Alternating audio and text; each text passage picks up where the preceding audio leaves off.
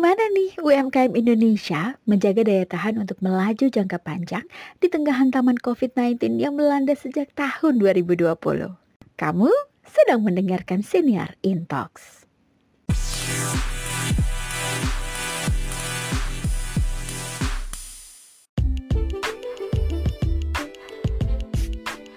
Pandemi tentunya memberikan dampak signifikan pada ribuan UMKM yang menyebabkan penurunan penjualan.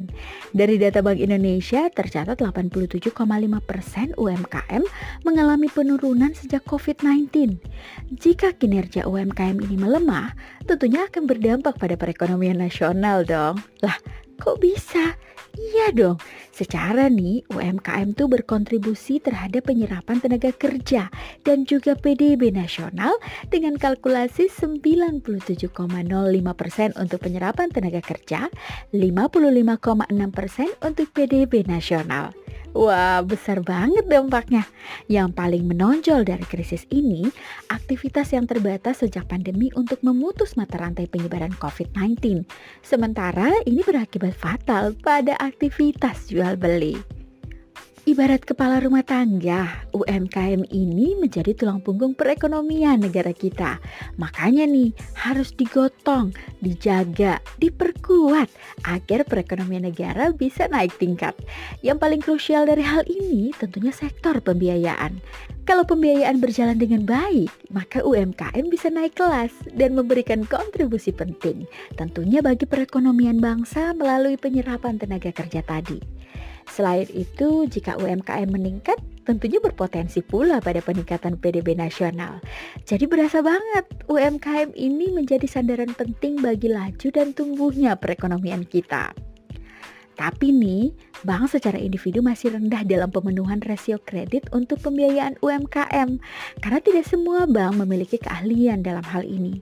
Makanya nih, Bank Indonesia memberikan kekuatan untuk menggerakkan potensi-potensi UMKM yang ada, yaitu rasio pembiayaan inklusif makroprudensial atau yang lebih akrab di kuping kita, RPIM. Apa sih RPIM ini? Kenapa menjadi penting bagi upaya menggerakkan UMKM di tanah air?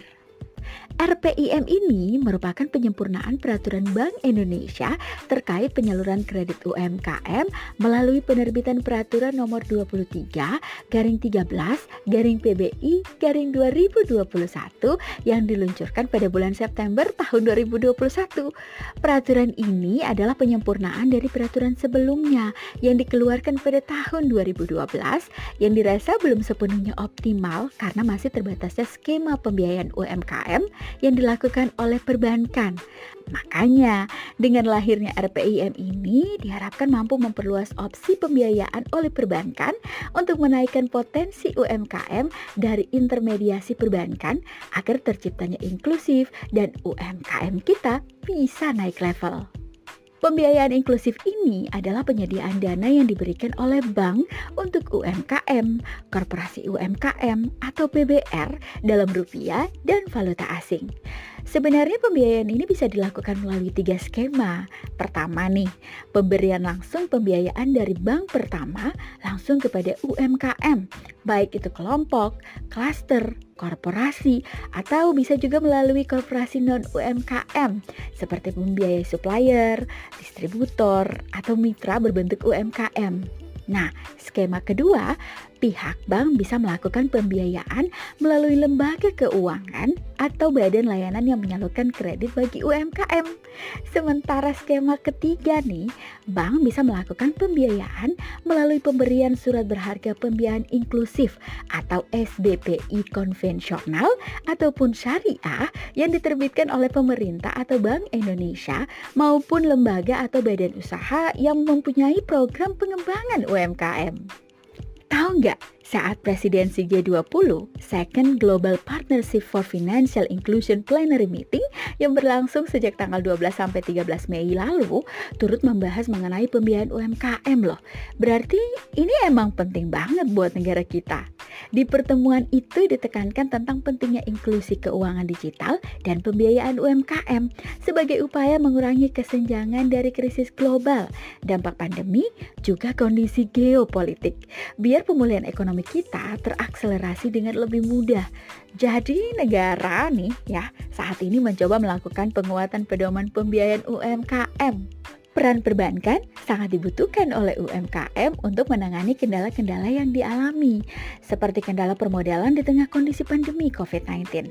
Nah, usaha mikro kecil menengah atau UMKM ini merupakan kegiatan usaha yang dikelola pengusaha kecil dengan modal kecil, namun memiliki kontribusi besar bagi perekonomian nasional. Berdasarkan Undang-Undang Nomor 20 Tahun 2008, UMKM merupakan usaha yang bertujuan untuk menumbuhkan dan mengembangkan usahanya dalam rangka membangun perekonomian nasional berlandaskan demokrasi ekonomi yang berkeadilan. Dalam prakteknya, UMKM biasa memanfaatkan segala pendukung yang bersifat lokal berupa sumber daya alam dan sumber daya manusia lokal sehingga dapat meminimalkan biaya untuk kegiatan impor dan memaksimalkan kegiatan ekspor. UMKM juga termasuk senjata ekonomi bagi negara berkembang untuk meningkatkan pendapatan negara. Seperti halnya yang tengah dilakukan oleh pemerintah Kota Palu, Sulawesi Tengah saat ini. Berdasarkan data Pemkot Palu tahun 2021, tercatat jumlah pelaku UMKM kurang lebih mencapai 12.000 dengan berbagai macam kegiatan usaha seperti kuliner, craft, ataupun fashion.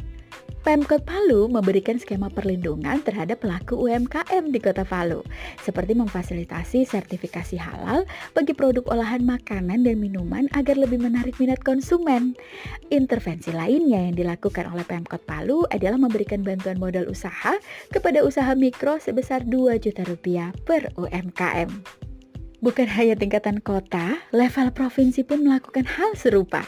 Pemerintah Provinsi Sulawesi Tengah memiliki keunggulan lokal atau domestik yang bisa digarap lebih maksimal oleh pelaku usaha mikro, kecil, dan menengah yang tersebar di 3 sektor, yakni perikanan, kehutanan non-kayu, dan pertanian. Nah, kembali nih kita ke RPIM. Pada Januari 2022, pemerintah melalui Bank Indonesia kembali menerbitkan peraturan baru, yaitu Peraturan Bank Indonesia Nomor 24/3/PBI/2022 tentang perubahan atas Peraturan Bank Indonesia Nomor 23/13/PBI/2021 tentang rasio pembiayaan inklusif makroprudensial bagi bank umum konvensional, bank umum syariah, dan unit usaha syariah untuk mendukung upaya bersama pemerintah mewujudkan peningkatan akses pembiayaan dan pengembangan bagi usaha mikro, kecil, dan menengah atau UMKM dan perorangan berpenghasilan rendah atau PBR. Bank Indonesia perlu mengatur rasio pembiayaan inklusif makroprudensial. Dan untuk mendorong kontribusi bank secara optimal dalam pemenuhan RPIM, perlu mempertimbangkan keahlian dan model bisnis bank dalam pembiayaan inklusif. RPIM merupakan rasio yang menggambarkan porsi pembiayaan. Penyediaan dana yang diberikan oleh bank, baik itu bank umum konvensional, bank umum syariah, dan unit usaha syariah untuk UMKM, korporasi UMKM, atau perorangan berpenghasilan rendah dalam rupiah dan valuta asing sesuai dengan ketentuan peraturan Bank Indonesia. Kredit perbankan selama ini banyak disalurkan ke sektor perdagangan, sekitar 50%. Sementara sektor produktif masih sangat kecil, seperti sektor pertanian, perburuan, dan kehutanan, berkisar 8-12%. Atau sektor industri pengolahan, yang rata-rata hanya berkisar 10%. Mirisnya, terdapat 30 juta usaha mikro yang belum mendapatkan akses pendanaan formal. 7 juta diantaranya meminjam ke kerabat, 5 juta ke rentenir, dan 18 juta sisanya belum mendapatkan pembiayaan. Petani, nelayan, dan ibu-ibu tersebut terkurung bahkan terjebak pada pinjaman online ilegal yang berbunga tinggi. Padahal pemerintah telah mempunyai beragam produk dan skema untuk pembiayaan koperasi dan UMKM. Di usaha mikro misalnya nih, ada bank wakaf mikro, atau ada PNM, PIP, KUR Super Mikro, KUR TKI, dan KUR Mikro. Kemudian pada usaha kecil itu menggunakan KUR kecil, KUR khusus, serta LPDB yang fokus kepada koperasi konvensional dan juga syariah. Pembiayaan lain juga ada melalui pendayagunaan zakat, infak, sedekah, wakaf, dan juga yang terakhir crowdfunding. Karena dananya tersebar, tidak fokus, dan tidak terintegrasi, mengakibatkan UMKM sulit berkembang dan jalan di tempat. Hal ini terbukti loh, selama 10 tahun terakhir, postur UMKM tidak berubah dan tidak sehat, karena didominasi usaha mikro yang sebesar 98%. Jika ingin ekonomi Indonesia kokoh dan tahan banting, maka usaha kecil dan menengah harus diperbanyak. Presiden pun turut memberikan arahan nih agar porsi kredit perbankan ditingkatkan dari 20% menjadi 30% pada tahun 2024. Tidak hanya itu, kur tanpa agunan yang selama ini sampai 50 juta dinaikkan sampai 100 juta, serta plafon maksimum yang sebelumnya 500 juta naik menjadi 20 miliar. Inilah babak baru politik pembiayaan yang amat progresif. Beberapa pokok aturan yang disempurnakan yakni tentang kewajiban dan target RPIM, penyesuaian pembiayaan inklusif, penyesuaian pelaporan terkait RPIM, penyesuaian publikasi, kewajiban giro RPIM, dan pengaturan sanksi. Jadi singkat kata nih ya, pemerintah terus berusaha menghadirkan alternatif pembiayaan untuk UMKM dan koperasi yang murah, mudah, dan cepat. Salah satu goal yang harus dicapai adalah pembiayaan inklusif dengan bunga yang rendah dan merata. Inklusi keuangan ini dijadikan tolak ukur yang mempengaruhi tingkat perekonomian nasional. Walaupun realitanya di Indonesia, keleluasan anggota masyarakat dalam mengakses jasa keuangan masih belum merata dan belum maksimal, sehingga perlu dilakukan pemerataan lebih lanjut oleh pemerintah. RPIM ini terus coba dorong sektor UMKM kita loh.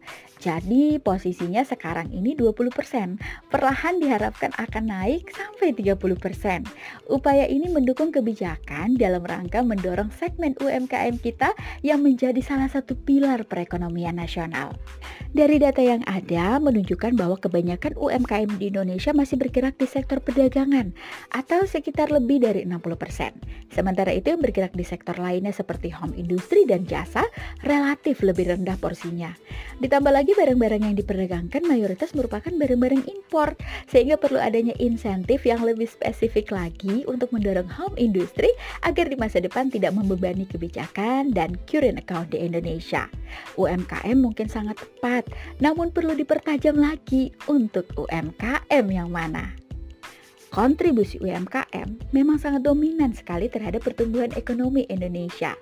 UMKM juga telah tercatat menjadi penyokong dalam setiap krisis ekonomi yang dialami oleh negara ini, serta mendorong peningkatan investasi dan ekspor di Indonesia. Nah, listeners, kita juga bisa mendukung UMKM loh dengan cara menggunakan atau membeli produk-produk lokal yang menjadi unggulan dari UMKM di negeri kita tercinta.